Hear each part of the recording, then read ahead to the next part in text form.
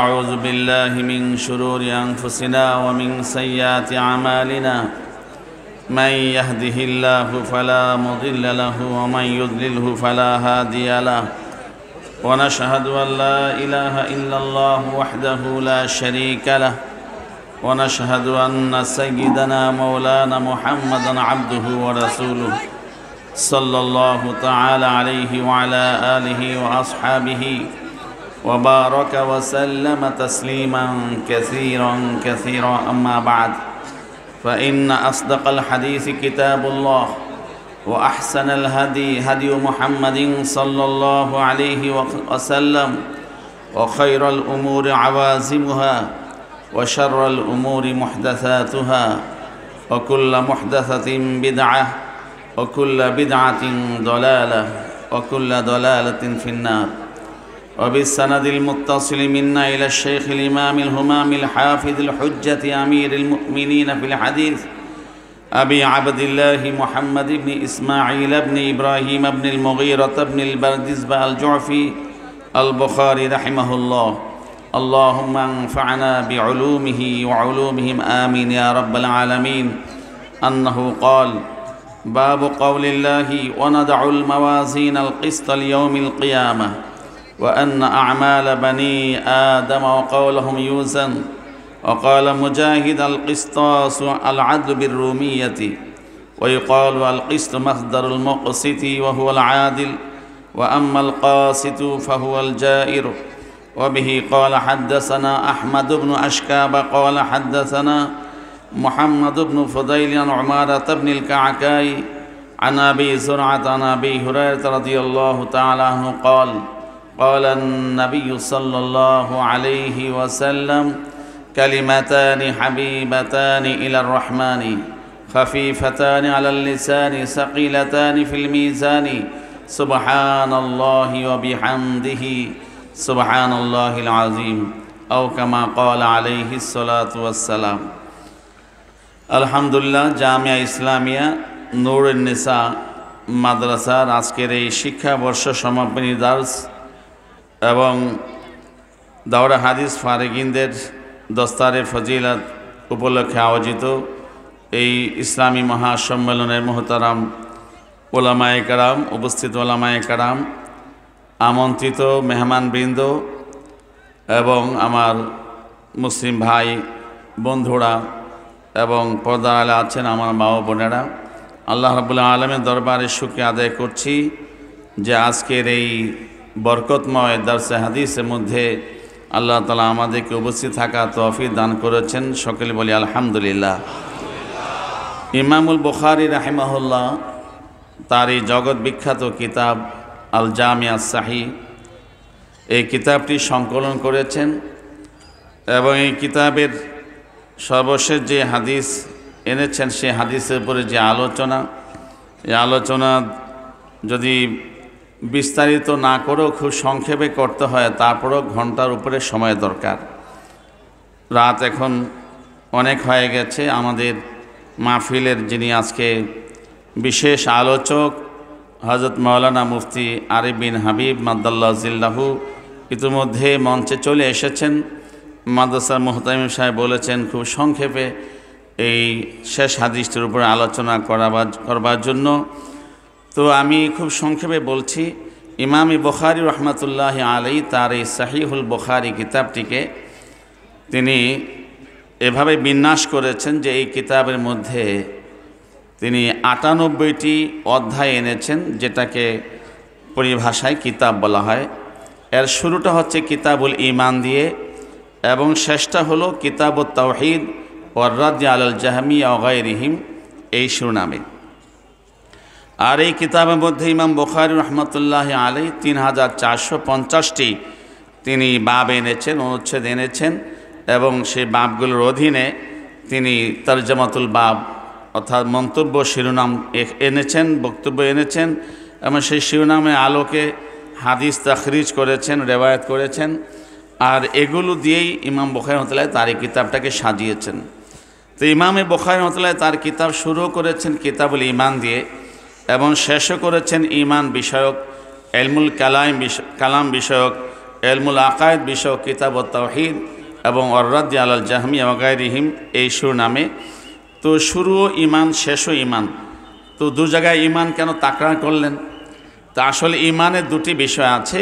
ঈমানের একটি বিষয় হলো ইসবাতি, ইতিবাচক, আরেকটি বিষয় হলো মানফি, নেতিবাচক। ঈমানের পূর্ণতার ক্ষেত্রে যেমন ইতিবাচক বিষয়গুলোকে স্বীকৃতি দিতে হবে, সঙ্গে সঙ্গে নেতিবাচক বিষয়গুলোকে অস্বীকারও করতে হবে। যেটার আমরা লক্ষ্য করি আমাদের যে কালিমাতুল ঈমান আছে, কালিমা তাইয়্যিবার মধ্যে লা ইলাহা ইল্লাল্লাহ, এটা নফি এবং ইসবাত, নেতিবাচক ইতিবাচক, এই উভয়টার সমন্বয়ে কিন্তু কালিমাতুল ঈমানের পূর্ণতা। ঠিক তেমনিভাবে একজন মানুষের জীবনে ঈমানের পূর্ণতা তখন হবে যখন সে ইসবাতিভাবে, ইতিবাচকভাবে আল্লাহ তাআলা সমস্ত কামালাতকে স্বীকার করবে, দ্বীনের যত ইসবাতি বিষয়গুলো আছে সবগুলো বিষয়কে গ্রহণ করবে এবং স্বীকারোক্তি দিয়ে সেটাকে মেনে নেবে। সঙ্গে সঙ্গে দ্বীন, ধর্ম, শরিয়া বিরোধী, তাওহীদ বিরোধী, ঈমান বিরোধী যত বিষয় আছে এবং এর মধ্যে যত নেতিবাচক পয়েন্টগুলো আছে সেগুলোকে অস্বীকার করবে এবং সেগুলোকে না বলে ঘোষণা দেবে। তখন গিয়ে একজন মানুষের ঈমানের পূর্ণতা আসবে। ইমামুল বুখারী রাহিমাহুল্লাহ এই দৃষ্টিভঙ্গি থেকে তার এই আল জামিয়া সাহিহ কিতাবটি শুরু করেছেন কিতাবুল ঈমান দিয়ে। সেখানে তিনি ইতিবাচক ঈমানী বিষয়গুলো উপস্থাপন করেছেন এবং শেষ করেছেন কিতাবুত তাওহীদ ও আর-রাদ আলাল জাহমিয়া দিয়ে। এখানে তিনি ঈমান, আকায়েদ এবং ইলমুল কালামের নেতিবাচক বিষয়গুলোকে উপস্থাপন করে এই বিষয়ে যারা ভিন্ন মত পথের অনুসারী তাদের রদ এবং তাদের মতবাদকে খণ্ডন করেছেন। দ্বিতীয় আরেকটি বিষয় হলো যে ঈমান এমন একটি বিষয় যেটা মানুষের জীবনে অবিচ্ছিন্ন। মানুষের মিন আউয়াল ইলা আখির, জীবনের শুরু থেকে জীবনের শেষ পর্যন্ত ঈমান এমন একটি বিষয় যেটা মানুষের জীবন থেকে মুহূর্তের জন্য বিচ্ছিন্ন হওয়ার সুযোগ নেই। এটা একটি এমন ফরজে দাইমি, এমন একটি স্থায়ী ফরজ যেটাকে সার্বক্ষণিক লালন করতে হয়। পক্ষান্তরে নামাজ, রোজা, হজ, জাকাত ইত্যাদি যে ইসলামের বিধিবিধানগুলো আছে এগুলো মানুষের জীবনে কখনো কখনো বিভিন্ন ওজরের কারণে মওকুফ হয়, বিভিন্ন কারণে সেগুলো থেকে মানুষ নিস্তার পায়, কিন্তু ঈমান থেকে বিচ্ছিন্ন হওয়ার কোনো অবকাশ নেই। ইমামুল বুখারী রাহিমাহুল্লাহ তার কিতাবটি শুরু করেছেন ঈমান দিয়ে, শেষও করেছেন মাসাইল ঈমান দিয়ে। এর দ্বারা তিনি একথা বুঝিয়েছেন যে ঈমান এ টু জেড জীবনের শুরু থেকে শেষ পর্যন্ত ধারণ করতে হবে, লালন করতে হবে এবং ঈমানকে সংরক্ষণ করতে হবে এবং ঈমানি জিন্দেগি যাপন করতে হবে। তাহলেই কেবল ঈমানি জিন্দেগির মধ্যবর্তী সময়ে যত ইবাদত, মুআমালাত, মুআশারাত, আখলাকিয়াত আসবে, এই সব কিছুর এতেবার এবং গ্রহণযোগ্যতা আল্লাহ তাআলার কাছে স্বীকৃত হবে। অন্যথায় ঈমানবিহীন কোনো কিছুই আল্লাহ তাআলার কাছে গ্রহণযোগ্য নয়। আর অনেক বিষয় আছে, এই বিষয়ে আর দীর্ঘ আলোচনার অবকাশ নেই। এরপর ইমাম বুখারী রাহমাতুল্লাহ আলাইহি এই সর্বশেষ যে কিতাবুত তাওহীদ এনেছেন এর মধ্যে মোট 58টি বাব বা আলোচনা অনুচ্ছেদ এনেছেন। এর মধ্যে সর্বশেষ যে বিষয়টি তিনি উপস্থাপন করেছেন সেটি হলো আখিরাত বিষয়ক একটি জুজি মাসালা, সেটা হচ্ছে ঈমান বিওজনিল আমাল। আমরা যে দিন ইসলামে বিশ্বাসী, এই দিন ইসলামের মধ্যে বুনিয়াদি 3টি বিশ্বাস আছে। একটা হচ্ছে ঈমান বিত তাওহীদ, আরেকটা হচ্ছে ঈমান বিল রিসালা, আরেকটা হচ্ছে ঈমান বিল আখিরা। এগুলো হচ্ছে বুনিয়াদি শিরোনাম। ঈমান বিল তাওহীদের মধ্যে আবার অনেকগুলো জুজিয়াত আছে, অনেকগুলো শাখা প্রশাখা আছে, অনেকগুলো অংশ আছে। এই সবগুলো মিলে ঈমান বিত তাওহীদ। ঈমান বিত তাওহীদের মধ্যে যতগুলো জুজ আছে, যতগুলো বিষয় আছে, তার কোনো একটির ব্যাপারে যদি কেউ অস্বীকার তো দূরের কথা, কোনো মোতারাদ্দিদ, কনফিউজ থাকে, সন্দিহান থাকে, তাহলে সে বেঈমান, সে ঈমানদার হতে পারবে না। ঠিক তেমনিভাবে ঈমান বিল রিসালার মধ্যেও আল্লাহ রাসূল সাল্লাল্লাহু আলাইহি ওয়াসাল্লামের রিসালাত ও নবুয়ত সম্পর্কিত যে বিষয়গুলো আছে এর মধ্যে অনেকগুলো মাসাইল আছে। এর কোনো একটা বিষয় যদি কেউ কনফিউজ থাকে তাহলে তার ঈমান হবে না। যেমন আল্লাহ রাসূলকে কেউ রাসূল মানলো, নবী মানলো, সর্বশ্রেষ্ঠ নবী মানলো, সর্বশ্রেষ্ঠ রাসূল মানলো, তার সব কিছুকে স্বীকার করে, কিন্তু শুধু একটি বিষয় সে কনফিউজ যে তিনি খাতামুন নবিয়্যিন, সর্বশেষ নবী নন, বরং তারপরে আরও নবী হতে পারে। বলে নাউজুবিল্লাহ। এ ধরনের চেতনা, চিন্তা ভাবনা, চিন্তাধারা যদি কেউ লালন করে, সে সব কিছু বিশ্বাস করার পরও ঈমানে একটি বিষয়ে তার সন্দিহান হওয়ার কারণে সে বেঈমান, সেই ঈমানের দায়রা থেকে খারিজ। আমাদের সমাজে কাদিয়ানী নামে একটি সম্প্রদায় আছে, আপনারা জানেন। এই সম্প্রদায়ে তারা কিন্তু এই খাতামুন নাবিয়্যিনের তাদের ইচ্ছে মতো একটি ব্যাখ্যা দাঁড় করিয়ে তারা মুহাম্মদুর রাসূলুল্লাহ সাল্লাল্লাহু আলাইহি ওয়াসাল্লামের আখেরি পয়গম্বর হওয়াকে, আখেরি নবী হওয়াকে, তার শরীয়তের আখেরি শরীয়ত হওয়াকে, তার দিনকে আখেরি দিন হওয়াকে তারা কিন্তু সুকৌশলে অস্বীকার করে যাচ্ছে। এই জন্য কাদিয়ানীরা কাফের, এই বিষয়ে কোনো রকমের সন্দেহ নেই। এই বিষয়গুলো ঈমান বিল রিসালার মধ্যে আছে। আরেকটা হল ঈমান বিল আখিরা। ঈমান বিল আখিরা বা পরকাল বিশ্বাস, এটা একটি মৌলিক শিরোনাম। এই শিরোনামের মধ্যে অনেকগুলো বিষয় আছে। এর মধ্যে আযাবুল কবরি হাক্কুন, এটা একটি বিষয়। আসসাআ হাক্কুন, এটা একটি বিষয়। আল হিসাবু হাক্কুন, এটা একটি বিষয়। আস-সিরাতু হাক্কুন, এটা একটি বিষয়।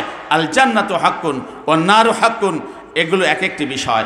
এক ব্যক্তি ঈমান বিল আখিরা রাখে, পরকাল বিশ্বাস রাখে, সব মানে, কিন্তু সে কোনো একটি বুনিয়াদি বিষয়ে সন্দিহান, তাহলে সে কোনো দিন ঈমানদার হতে পারে না। এমনই একটি বিষয় ইমাম বুখারী হতে এখানে তুলে ধরেছেন, সেটা হচ্ছে ঈমান বিওজনিল আমাল ফিল ইয়াউমিল আখিরা। পরকালে আল্লাহ তাআলা মানুষের দুনিয়ার কৃত সমস্ত কর্মকাণ্ডকে হিসাব নিকাশ করে তার ফলাফল চূড়ান্ত করবেন। তার ভালো কর্ম হলে তার জন্য সুফল চূড়ান্ত করবেন, সে মন্দ কর্ম করে গিয়ে থাকলে তার কুফলটাও আল্লাহ তাআলা চূড়ান্ত করবেন। এই যে কর্মফল চূড়ান্তকরণের যে প্রক্রিয়াটা, সেই প্রক্রিয়াটা কি হবে এ সম্পর্কে আল্লাহ তাআলা কোরআনে ইরশাদ করেছেন, ওয়ানাদাউল মাওয়াজিনাল কিসতা লিয়াউমিল কিয়ামা ফালা তুযলামু নাফসুন শাইআ। আল্লাহ তাআলা মিজান স্থাপন করে মানুষের কর্মকাণ্ডের ফলাফল চূড়ান্ত করবেন বলে এই সংবাদ আমাদেরকে আল্লাহ তাআলা দান করেছেন। এই যে ইকামাতুল মাওয়াজিন ওয়াদউল মাওয়াজিন, এই সম্পর্কে আমাদের প্রত্যেককে সন্দেহমুক্ত, সন্দেহ ঊর্ধ্ব আমাদেরকে দৃঢ় প্রতিজ্ঞ বিশ্বাসী হতে হবে।